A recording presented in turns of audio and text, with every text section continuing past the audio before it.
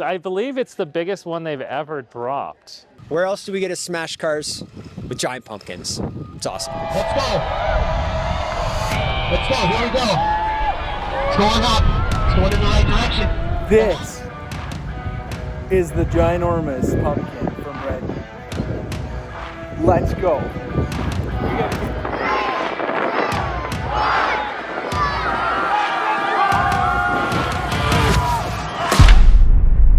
I think probably all towns this size in Alberta would be jealous of what Smoky Lake has here, right? Because, you know, this is a big time event, and people come from Edmonton, they'll come from further, you know, they'll come from all the other small communities to see what's going on here, because it's so cool.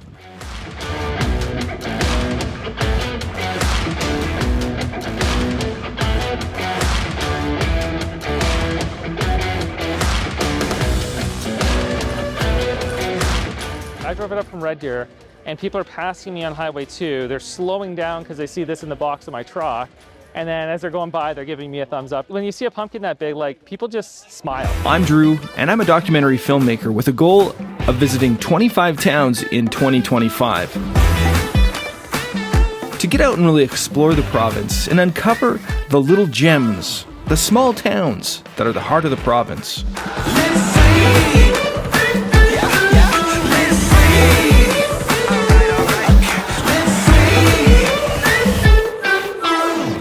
Smoky Lake. It has a reputation of being a nice town, but it's a small, sleepy town that's just transformed in a weekend into something spectacular for the Great White North Pumpkin Fair. Just a ginormous event.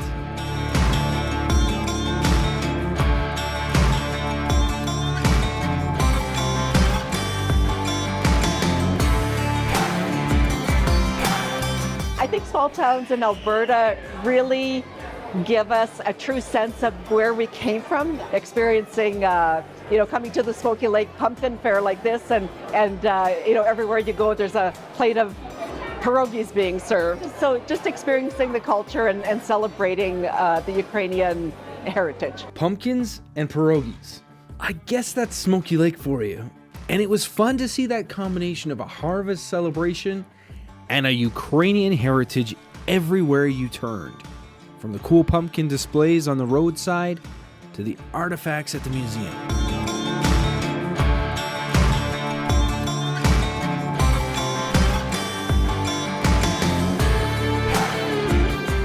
We spent a bit of time in the museum just to see a bit of the history of the town. Now, I always like to do that whenever I can. And then there's the geography. The town of Smoky Lake sits close to a lake called Smoky Lake, which is northeast of Edmonton in the Lakeland region. And I have to say, this region is overlooked a little bit with how much there is to offer. You could spend a week or more just going around the area and exploring all the different things there are to see. So the Lakeland area is pretty renowned for outdoor recreation and self-exploration. Sometimes you go into a community and you think there's nothing there, but if you actually stop, chances are you're going to run into somebody and they're going to have a little conversation with you and you're going to learn something. And Marianne was right. We explored the Lakeland earlier this summer by visiting St. Paul and even went all the way up to Lac La Biche. I felt like we saw a lot, but yet still felt like there was so much to see. And like she said, it's not just about the scenery. It's about the people and the conversations that give you the appreciation for the culture. Growing up, I always wanted to be a dentist, so I find that this is the closest thing I'll ever get to it. And are you from Smoky Lake? Or? No, I'm not. I'm actually from Fort Saskatchewan. Okay. Yeah. So I guess not too far. No, But yeah, it's not too far at all. Yeah. Festival's so much fun, though. Yeah.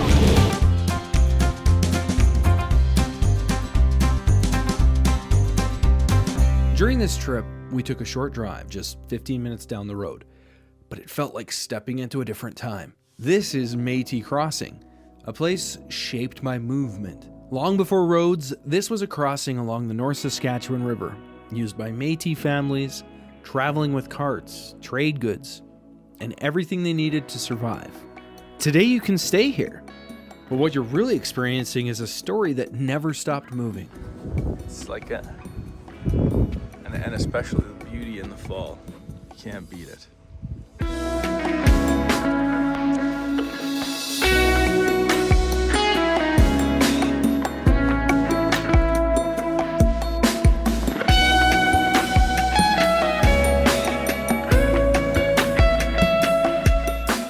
Back in town, there are a few different events going on this weekend. You've got the Midway, then you have the main fair, and lots of food vendors. And then taking up the whole downtown, they have this huge car show.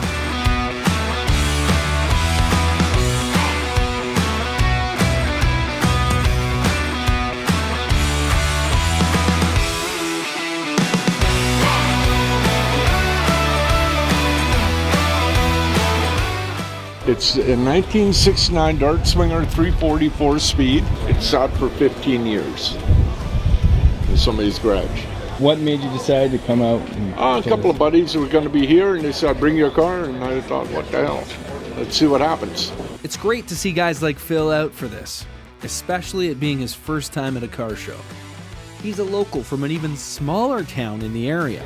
I'm out of Orspite. It's a town right near Smoky Lake, and I like it because there's it's quiet. There's like 50 people live there, and it's all cool. Yeah, nobody bothers nobody. I come get my groceries here in town. And parts or whatever. Yeah. So you have someone like Phil from a tiny town and comes out to a big event like this. You know, I imagine this event had a small start too. It was probably just a friendly competition that just got out of hand. Friendly neighbors saying, I've got a bigger pumpkin than you. Well, let's put it to the test. And then it grows to the point where you have more people competing, so much so that today you have pumpkins as big as a car. So I've been growing giant pumpkins for 5 years. So the first time I just bought seeds on Amazon and I grew 200-pound pumpkin. And then I was kind of hooked, right? Next thing you know, you're in for $10,000. It's the slippery slope of growing pumpkins, I think. That's Brandon. His pumpkin was disqualified, but he came anyway. You can see actually on the bottom, it got a little bit of rot.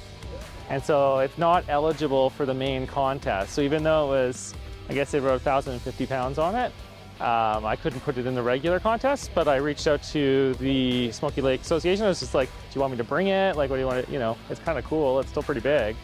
And they're like, and they asked if I could drop it. So I offered to let them drop it on a car this year. So yeah, that's what's happening. A pumpkin drop? If you're intrigued, you definitely should be. It's an event you will not want to miss. But that's later in this episode. On to the main event. Everyone was here for the pumpkin weighing. It's an arena jam-packed with people. We have got some big pumpkins in the house. That's Michelle, the organizer who does a fantastic job putting this event on. Things are ready to start with the opening ceremonies, complete with a group of bagpipers to kick things off.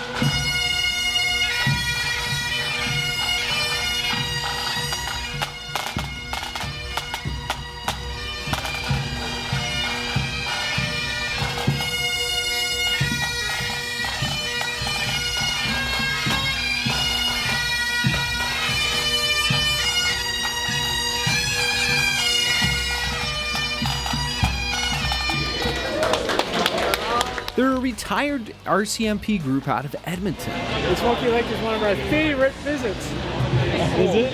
Oh yeah. There's pumpkins, but there's also other produce like watermelons and squash. It really allows everybody to participate, from kids to adults. And in the end, they auction off the produce. So it's all pretty fun. But don't get me wrong, there's a serious competitive side. Starting small, and then it goes bigger and bigger until you end up with pumpkins that weigh over a ton. The produce has to be moved with forklifts. You can't just pick them up with your hands. It's pretty insane. So they had the high school grad class working and doing this behind the scenes. I think it was a fundraiser for them, which is cool. But with produce this massive, I had to know. How do you even grow something this big? So we had a greenhouse, and we just got to water every day. We water up to 150 gallons a day when it's peak growing. So, is this your daughter? This is my daughter that helped me grow the pumpkin. Did you help? Yeah. She would help me fertilize and take care of it and prune off pumpkins. You're the local story here, right? So you're the local grower from Smoky Lake? Yeah, born and raised in Smoky Lake. We had a market garden, so we were growing field pumpkins for years, but first time growing a giant. And what do you guys love about living in Smoky Lake? Probably just hanging out with my friend because they live here for clothes and all the fun events in Smoky Lake. Dustin, our local grower, came so close to winning the whole competition. But second place is still definitely worth the bragging rights. Dustin, congratulations. You almost made it. It was like a fight for the finish. Yeah, this is first year competing, so. Oh, is it? Yeah, we had a late start and first time growing. It seems you're always 2 weeks behind for knowing what to do, so it's. The first year, probably not the last, right? Yeah. Keep it going. All right. All right, thank you.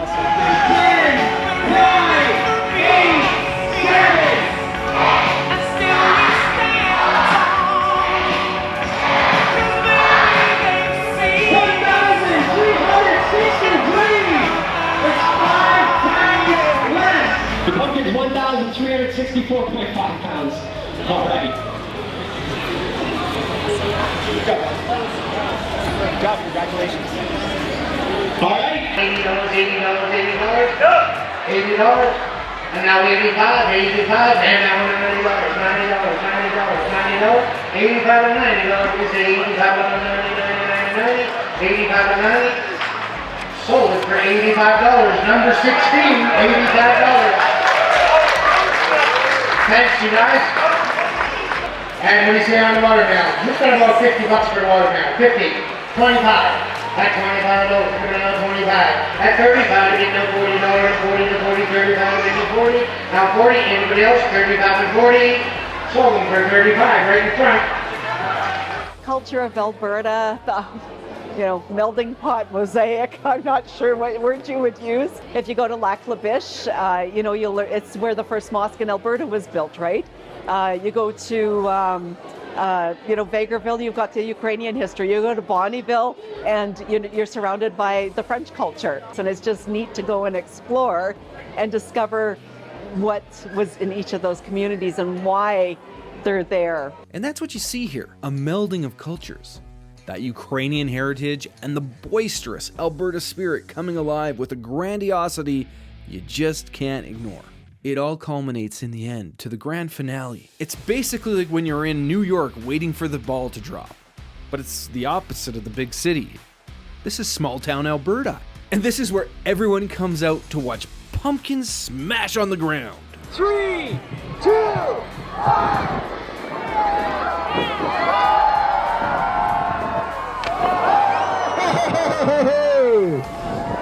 Okay, you guys see how far some of those chunks flew?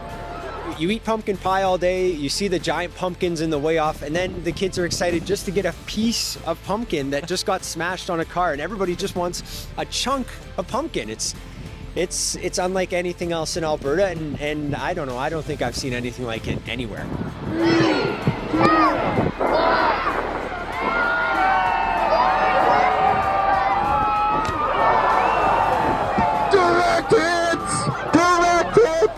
I think probably all towns this size in Alberta would be jealous of what Smoky Lake has here, right? Because this is a big time event, and people come from Edmonton, they'll come from further, they'll come from all the other small communities to see what's going on here because it's so cool. I believe it's the biggest one they've ever dropped.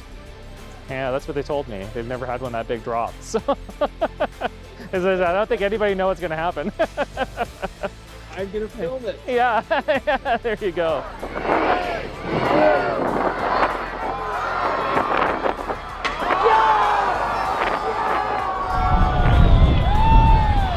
Yes! That was hilarious.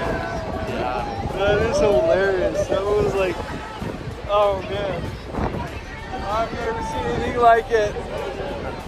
So cool.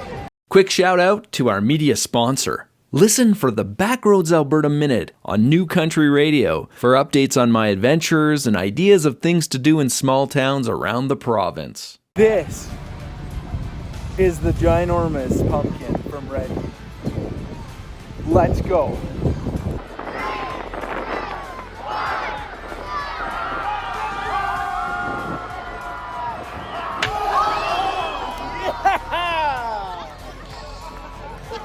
Didn't kill it, the second one did. Thanks for coming to Smoky Lake, everybody. Have a safe trip home.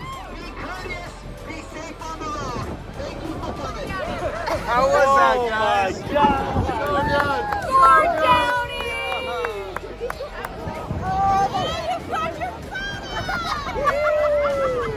And like every year there's there's so many. I was looking at events and I'm like, I can't go everywhere. So there's something probably close to you that you just didn't think about that is just extremely different.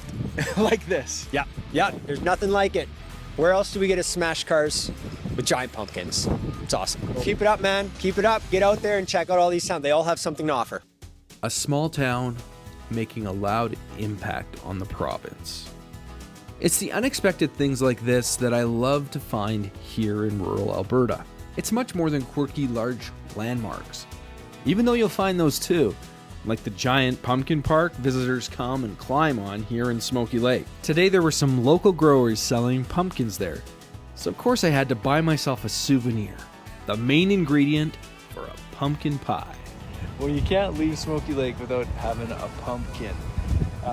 These guys are set up as the U-Pick Paradise Pumpkin Patch. They're out of Bonneville. Definitely not as big as any of the ones that I've seen, but this one apparently I can make 2 pies out of, so. Well, on top of that, I'm also leaving with a ton of great reasons to come back to this beautiful area. Whether it's in October for this massive harvest festival, or another time of year, I know there will always be a friendly giant of a community there to welcome me.